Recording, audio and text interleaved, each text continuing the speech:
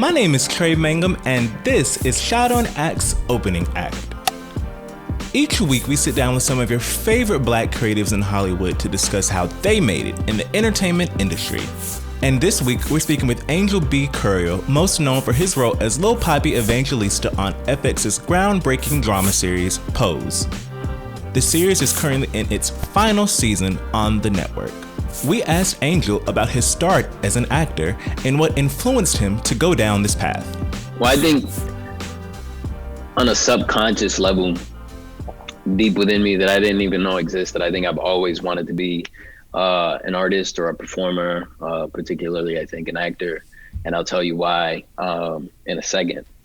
But I think when I first realized that I wanted to pursue it as a profession, I was maybe 17 years old. I was obviously still in high school, and I had no intentions of being an artist. Growing up in Miami, Liberty City, which I love that you got, Moonlight right behind you. So we repping already.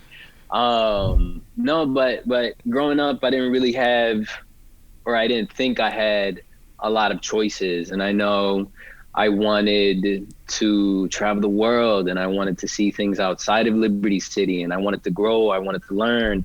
And in my very young, very naive mind, I felt like I had to leave home in order to do that. Whereas now I'm an adult and I'm like, I want to go back to Liberty City and I want to grow and prosper there. Yeah. That's a completely different story. But 17, I'm in an Army recruitment office and I'm trying to enlist, right? Because I'm like, this is the way that I can go and travel and have these new experiences and grow and educate myself the way that I want to. I didn't really see school as a way for me to do that, just because I had been having a hard time in high school, and just trying to pass those classes and not necessarily feeling like I had, the right role models and teachers to sort of help me get through that, with the exception of one who was at first my English teacher, and we butted heads like a mofo because I was not the most ideal student. We'll say that to say the least. And I got to know her a little bit through that avenue as my English teacher, but I think we really bonded and connected when I ended up auditioning for the drama program, whom she was also the head of at my high school. And I had done, the plays and had a bunch of fun, but I never really saw it as an actual opportunity to make some money and do something for myself, so to speak. And then I got turned down from the Army because I had asthma. Go figure. I forget who I said this to, but looking back at it now, I'm like, I'm so grateful for asthma right now, because I'd be in a completely different space. I wouldn't be the human being that I am today, had the Army worked out for me. But I got turned down, and going back to school the next day, I wasn't my class clown type of self. And Miss Perkins, who was my English teacher and then drama teacher, caught an eye to that, and she approached me with a lot of love. And I told her, hey, this was my way out. This was my way of doing something. And now what the fuck do I do? Yeah. I have no skill set. I don't think I'm smart. I'm not book smart. Like what do I do? And in a very much Miss Perkins way, very sternly, but with so much love, she sat me down and she said, sweetie, what you don't understand is that I see you doing more good in this life with a script in your hand than I do a rifle. And I repeat these words because they are my mantra nowadays, and I thank God every day for her and for those words, because it's what propelled me to say, okay, so what do I do with that? And she's like, let's find you audition material. Let's get these applications into these schools. These are a list of schools that are good for, theater and these ones, will give you more wiggle room if your academics aren't really there, which mines weren't, but your ability to perform is there. And I was so grateful for her believing in me so much, right, at a point in my life where I didn't even really see that for myself, but she had this vision. She had this vision for me that I couldn't see, and it was because of that I was able to clear my window, so to speak, and be able to see what she was seeing. And I said, all right, yeah, like, let's do it. Let's audition for these schools. Let's find monologues. I wanna try. At least I wanna try. And from there, I got a couple auditions for a couple of schools. I went to New York with a friend and her mom, and we auditioned like crazy kids in New York City. And I fell in love, man. I fell in love with the snow. I fell in love that it was dirty. I fell in love that, it felt like home. It felt like home off the rip. And I was like, I think I can do this. And then I got accepted into Pace University, though I later dropped out. Go figure. But it seems like things worked out. So Yeah. I think everything has worked out how it was supposed to. So that's kind of that's that response. And then the other one was most recently I got reacquainted with my father that I didn't grow up with, and I went to go visit him in the Dominican Republic, and it was the most enriching experience I have ever encountered. And I wish that so many more, particularly Black and brown men, because I feel like, often not, because of history and the cards that we've been dealt with, for the most part, we're the ones that have been left without fathers, unfortunately, or parents in general. And so for me, I found it so healing to be able to go back home and look my father in the eye as a grown man and get to know him. And in turn get to know myself and what I'm capable of doing as far as forgiving and loving an individual who I feel like should have been there for me growing up. But one beautiful thing he did tell me was when we were separated, when I was in the Dominican Republic. I was like 7 years old before coming to the States with my mother. And he shared this beautiful story that as this little 7-year-old kid, I'm crying because obviously I don't want to let go of my father.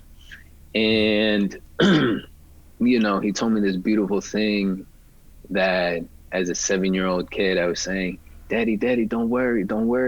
You don't have to cry. When I grow up, man, I'm going to be a big actor. I'm going to be a big actor. I'm going to come find you. And sure enough, I stumbled upon his Instagram page well, like a year or two ago, by clicking on my own hashtag, because I'm kind of a junior, right? Like his name is Angel Curiel as well, but we have different last names. And so I ended up clicking on the hashtag, and I saw this old man who was working some cameras and stuff like that, and he looked identical to me. And I was like, I think this is like, I'm talking the same nose and everything. I was like, I think this is my dad. And sure enough, after I did some research, and I was like, oh, like he's a DP in the Dominican Republic. Like, how did we end up in the same occupation? All this stuff. And, I was very hesitant, but my girlfriend, God bless her, was very encouraging and said, you should reach out. Just try, see what happens. And I did. We ended up communicating, and then I think like a month or two after, I flew to the Dominican Republic to go meet him, and then he told me that story. Wow, that's a great story. In the odds that you would like be searching under your own hashtag and then coming across that and then finding out you're on the same industry is like wild. And I know that you've always been proud of, and you've been vocal about being an Afro-Latinx actor. And I want to know, because visibility for Afro-Latinx actors and actresses on screen has been kind of limited in history, and then when we have seen it on screen, it's kind of been pretty much the same thing on screen when you're thinking about Latinx people being represented. So when was the first time that you remember watching TV and thinking that you're seeing yourself being authentically portrayed on screen? I think the first time I saw myself, I had two moments. The first one was when I read Stephen Adly Gurgis's play Jesus Hopped the A Train. And there's this character who is a Black Puerto Rican, if I'm not mistaken, or a Black Dominican. I think Puerto Rican. And it's this story about how, long story short, he tries to protect his friend, but then ends up in Rikers for it. And there was just this cultural understanding that helped me see myself in a completely different light. And it helped me, to be honest, believe that I can do this, right? Like there is windows of opportunity, though they might be extremely slim, that there's a little gap that I might just be able to squeeze through and then push my elbows out and make it a little wider. And so for me, that was a big moment. But then there was also a moment after I told Miss Perkins about my experience getting turned down for the Army. And she showed me John Leguizamo's, John Leguizamo's, what was it? Freak one-man show. And that was the first time where I was like, oh, and here's this person like creating his own stuff on top of that as well. I can also do that. But I think another huge one most recently was also Moonlight, and seeing Mahershala, portray Juan, and seeing that in my hometown and getting to experience like the place that I grew up, the place that I love, be represented in this beautiful light. With these beautiful characters telling these amazing stories that were raw, vulnerable, and honest. And I just remember that was like an additional just key in the engine, or key in the little thingy thing turning on the car type of vibes. You know what I'm saying? And I was like, nah, like I can go bigger. There's so much more that we can do, so that people can see themselves and feel themselves being represented more often, particularly for Black folks, particularly for Afro-Latinos, Latinx folks. There's the opportunities are there, but again, they're slim. And I think, there's a battle there that needs to be fought, and I think is being fought, right? Because I'm sure there's a lot of projects out there and a lot of folks and a lot of artists that are fighting to get projects greenlit, and they're in these predominantly white rooms and they're being told, not really feeling that vibe. I don't really think it's global material. Yeah. Right? Because more often than not, global material that we think can resonate with everyone is predominantly white stories, or white faces on these screens. And so what I love about television right now that I'm seeing is that we're getting to see more pops of that, right? So we have shows like Vida, we have shows like Veneno, right? Yeah. That are popping up on HBO Max. We have the show that I'm on right now, Pose. Right? Look at our heroine. Our lead is a Black Latinx woman. You know what I'm saying? Blanca is a Black Latinx woman. That's like, that right there is like such a huge start and such a huge jump from where we were at, like 2-3 years ago, before Pose. And so I think the opportunities where I saw myself weren't very much or very constant, and they've popped up in little moments throughout my life that had helped continue this drive in me to keep saying, okay, no, there's little moments, there's little sprinkles here, but like a sprinkle ain't enough. I want the whole icing on the cupcake, and we gotta bake those cupcakes so that we can put that icing on that, but it's up to us, it's up to you and me, it's up to my castmates, that as we get these little foots in the door of this industry, all right, bet now we have some responsibility on our shoulders. I know for me, if I wait around my whole life for someone else to give me a job in this industry, I will never have the career that I long for. Yeah, that's real. So I got to make sure that as I continue to look for work, that that's not the only avenue I'm going through. I need to be finding ways to produce work for myself and for my people. I need to find ways to produce work and write it and create it so that we can keep getting these little tentacles out here and start, situating ourselves and grabbing onto the surface and letting people know that we have been here. We will always be here. We will continue to fight to show y'all that we have been here. And I think there's like this almost media revolution coming about where we're finally starting to recognize that. And again, that's why I love TV, because I feel like more than anything, they're putting dollars, behind Black and brown stories. And I think that's what's up. This week's Black Entertainment Trivia Fact. On the iconic Black television series Martin, how many characters overall did Martin Lawrence play? 9, 10, or 6? Find out the answer next week on ShadowandAct.com.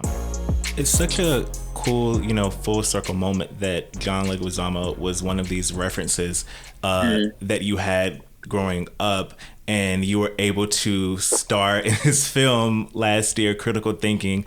I have such a vivid memory about that because I was headed to South by Southwest and was so excited to see this film before the pandemic happened. Because that was the first big thing that got canceled, and we're like, okay, it's gonna come back up in September. It's gonna be fine. It's gonna be fine. And then we're still like, now we're talking via Zoom.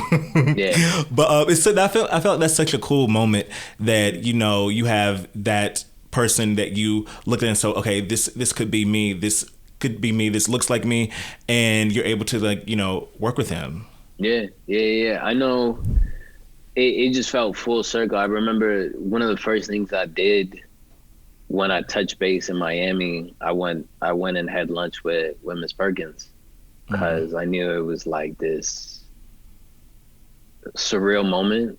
There were often times growing up where, looking back on it now, I was like, man, I'm not even supposed to be alive right now, let alone coming back to Liberty City to shoot a film with somebody that helped me visualize a story for myself, a vision for myself, and to instill this drive in me to make me go and want more and chase more for myself. And so it was definitely a full circle moment, to leave Liberty City, go to New York, hustle for a couple years, and then out of nowhere be given this gift of saying, hey, like, it's all right to take a breather and give yourself a pat on the back, go back home and do some work there so you could recognize the work that you've done. Because I think oftentimes when you're in the grind and when you're in the hustle, you don't give yourself your flowers, which was a conversation, funny enough, I was having with somebody this morning. And I was just sharing how, sometimes I feel uncomfortable doing these things because I look at myself and I'm like, I'm no one. I'm just somebody here that's just trying to make a life for myself and, help contribute to my mother and my sister who are still living in Liberty City, right? Like, I want to uplift everyone that I can as I'm doing this thing. And until I feel like I've contributed enough to the people around me that I feel like have supported me since day one, then I'm still in the grind. I'm still, I'm locked in, I'm focused. And so she was just expressing, this morning, saying that, no, like, often when we're in the grind, we don't give ourselves, that proper flower of saying, you've worked hard and it's okay. And I think, to piece it back together, I guess this is kind of like a flower, is the fact that we're having this conversation because of the work that I put in. And though I may feel like I'm no one to be sharing anything with anyone, that it's okay to sort of breathe and say, nah, you can enjoy a conversation with Trey about the work that you've done thus far, though you feel like there's so much more to do. Yeah. And we are in the bittersweet final season of Pose, and thinking about this journey that we've been on, Did you think that your character, Lil Poppy, would be such a breakout star? You know, we saw Lil Poppy in season 1, but then season 2, we got so much more. And in this front burner storyline, you know, did you think when you first signed onto the show that, you know, the fans would respond like this? And do you think, like, you know, the fan response and people just, you know, supporting you and the character could have possibly even led to you having so much more to do on the show in general as we're in this final season? Yeah, to be honest, I didn't think I was gonna make it this long. I'll be honest with you, Trey. I didn't think I was supposed to be here this long. I didn't think I was supposed to make it past season 1. When I first got booked and signed on to do Pose, they booked me as a reoccurring. So in my head, I'm like, all right, bet I'll do like three episodes or something like that, and then they'll do, you know, my exit, and that'll be that, and it'll be a great opening experience for me to get my foot in the door and try and get more work after that. And man, I'll say this. And I remember, you know, I think like around episode 3 or something like that, I was in MJ's trailer, MJ Rodriguez, who plays Blanca. And I was in her trailer and I was just fucking crying. I was crying because I was like, I want to do more, you know, I want to be a bigger part of this. Like, I want to, you know, and I think that was just coming from a place of like, man, I love it here. Like, I feel safe here. Like, these are my people. Like, I can't imagine like being on any other set right now because I feel so at home with y'all. I don't want to go. And I kid you not, I think around the next episode 4 of season 1, I got that call from my rep saying, Ryan Murphy wants to upgrade you to a series regular. And I said, what does that mean? What is a series regular? I didn't even know what that meant. And they were like, it means you're employed and you'll get to stay on the show. And I said, that is amazing. And literally, I think I was in a van with MJ going to set, and I was just like, she was the number one. Like, I was just in your trailer crying to you and, you know, about wanting to stay and wanting to be here and do this thing with y'all because it's fucking amazing. And I feel like I'm at home here. So why not have her be the first person I share that with? And I did. And, you know, I think that was a blessing because after that, I believe Steven was the first one. Steven Canals, the co-creator of Pose, was the first one to let me know after I got upgraded to a series regular. And he was like, and don't worry, we, you know, since we kept you, we got a strong little episode for you in 7 where you get to showcase, you know, some more of your work and of your talent.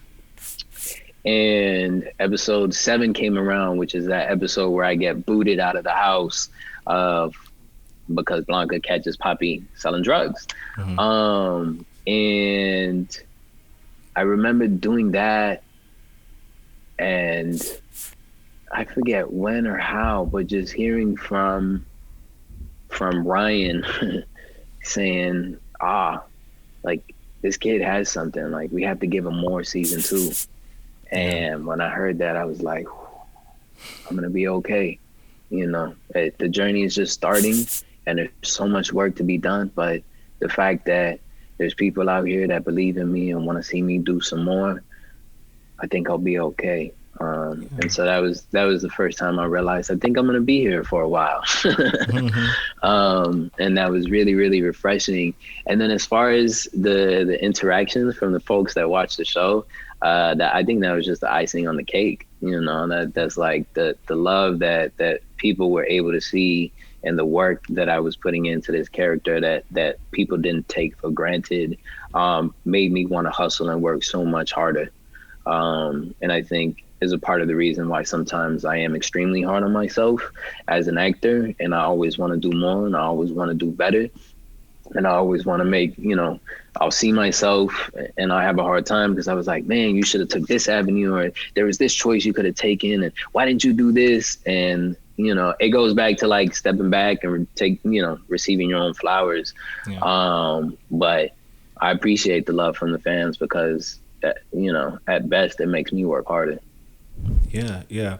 What do you hope the legacy of Pose is after this final season. You know, in particular, I know that your storyline, the storyline between Lil Poppy and Angel has been so groundbreaking, and you know, serves just for representation, just like something we've not really seen before on television. And I think it's just a moment in time. It's a moment in television history, and I think it'll be, you know, we're gonna look back and, you know, I think that Pose should have gotten more flowers that it has been. You know, it's a shame that MJ didn't get an Emmy nom for the first 2 seasons of the show. It's a lot that we could talk about in that regard. Yeah, she carries the whole show. Yeah, the whole show. It's hard when you talk about, you know, the success of the show and then not honoring the person who's like at the center of that. Who's the glue?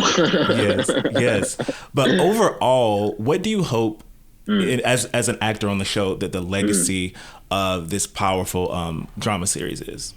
Well, I think for me, speaking from a very personal space, and knowing how this has opened up so many conversations back home with my family and my friends, you know, and not just them, but it gave me the opportunity to grow and learn in places I didn't know I needed growing and learning in, right? And so for me, the legacy I hope it instills is like, I hope it creates moments where a young man, well, I'll set this up in this way. The show Pose is very Black, very brown, very queer, and very trans, right? And so for me, growing up in Liberty City, not knowing, you know, what the vocabulary word of being trans means, let alone the trauma that's instilled behind being trans or queer or Black or brown, right? And we can go on all day about that. But I hope what the legacy it leaves is like, where a young man like myself, who was very uninformed about these stories and about these lives, clicking the TV on, going through channels, stopping all FX, seeing themselves in me or in Poppy and saying, oh, what this kid doing? Is he? Oh, that's not bad. Is it? Oh, he like this girl. Oh, but she trans? But he don't care? Oh, damn, that's a nice scene. Oh, they love each other. Yeah, I guess that's cool. And then turns the TV off, and now he just has this different insight. Yeah, you know what I'm saying? That when he goes to his friends and his friends start cracking on a girl because she's trans, they said, nah, man, I don't know about that, bro. Yanni, you should watch this show, you know? And in hopes that Poppy and Angel storyline is just a gateway for these young men just like me to be able to do then the work of going from that storyline and putting and fixing their eyes on the story that really matters, which is the story of these 5 black and brown trans women and femmes, and seeing their stories and hearing their traumas and understanding that we all need to be and play a part in uplifting these women. Yeah. You understand? Because it's like, nobody out here can do that shit by themselves. You know, and more often than not, when these women are being harmed, when these women are being murdered, is oftentimes at hands of men who are too ashamed to say that they're with them. And somebody finds out and they're like, you know what I'm saying? And then because we have this concept of toxic masculinity that men feel like, nah, bro, like I'm a man, I'm gonna show you, you know what I'm saying? That I'm not with that, you know, that I hope that watching that Angel and Poppy storyline can just at least bring somebody who's open-minded enough to take a look at that story, reassess some things in their own method of thinking. Yeah. And then share that love with his friends and his family. Angel talked to us about landing his role in Pose, representation for Afro-Latinx actors, and he also shared very personal stories about events in his life that made him the person he is today. Thanks for listening to this week's episode of Opening Act with Angel B. Curiel. Be sure to give us a 5-star rating and leave us a review on places like Apple Podcasts or wherever you download this podcast. You can watch this interview in full, as well as watch exclusive content on lunchtable.com. Create an account and sign up, and there you'll see lots of Shy Don't Act programming, such as Reel It Back and Shy Don't Act Live. Until next time.